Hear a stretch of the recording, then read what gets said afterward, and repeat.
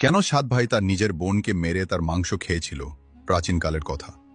একটি গ্রামে একটি পরিবার বাস করত, যেখানে ছিল সাত ভাই এবং তাদের একটি বোন।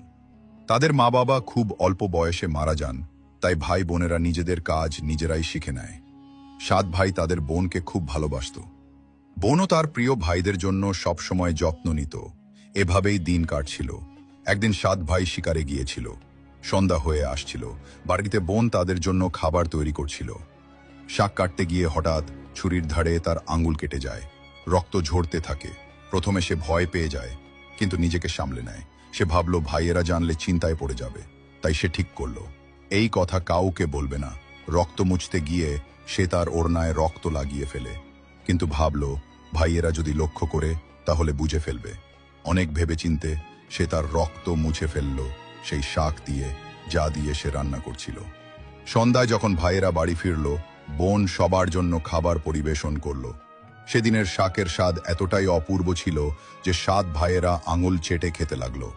তারা বলল, বোন, আজকের শাক তো অসাধারণ, এমন স্বাদ আগে কখনো পাইনি। বোন তাদের প্রশংসা শুনে মুচকি হাসল। সে ভাবল, ভাইয়েরা খুশি, এটাই যথেষ্ট। কিন্তু গল্প এখানেই শেষ হলো না। পরদিন সকালে যখন তারা আলোচনা করতে লাগলো যে বোন শাকে কি মিশিয়েছিল যে এত স্বাদ হয়েছিল, তারা ঠিক করল সন্ধ্যায় বোনের কাছে এর রহস্য জানতে চাইবে। সন্ধ্যায় তারা তাড়াতাড়ি বাড়ি ফিরল। বোন তখন রান্না করছিল। বড় ভাই এগিয়ে গিয়ে বলল, বোন, তুমি কাল শাকে কি মিশিয়েছিলে?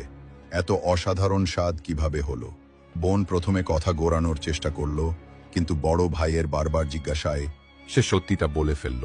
তার আঙুল কেটে গিয়েছিল, আর সেই রক্ত শাকে মিশে গিয়েছিল। এই কথা শুনে ছ ভাইয়ের চোখের ভাব পাল্টে গেল। সন্ধ্যায় যখন সাত ভাই একসঙ্গে বসেছিল, বড় ভাই বাকিদের বলল, ভাবো, বোনের রক্তে কয়েক ফোঁটা এত স্বাদের হলে তার মাংস কতটা স্বাদের হবে। বাকি ভাইয়েরাও এই নিষ্ঠুর চিন্তায় সায় দিয়ে বলল, হ্যাঁ, নিশ্চয়ই বোনের মাংস খুব স্বাদের হবে। ছয় ভাইয়ের মনে বোনের মাংস খাওয়ার লোভ জাগল।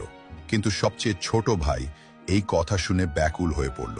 সে ভাবল, কিভাবে কেউ নিজের আপনজনের সঙ্গে এমন ভয়ঙ্কর কাজের কথা ভাবতে পারে। তখন বড় ভাই বলল, কাল আমরা বোনকে বিয়ের প্রলোভন দেখিয়ে জঙ্গলে নিয়ে যাব, তীর মেরে তাকে মেরে ফেলব, তারপর তার মাংস খাবো। সবাই এই কথায় সায় দিল, কিন্তু ছোট ভাই মনে মনে খুব অস্থির হয়ে পড়ল।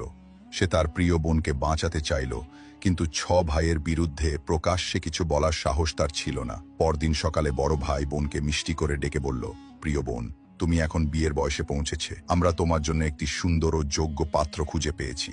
আজ আমরা তোমাকে তার বাড়ি দেখাতে নিয়ে যাব। তৈরি হয়ে নাও। বোন এই কথায় খুব খুশি হলো। সে নিজের সংসার গড়ার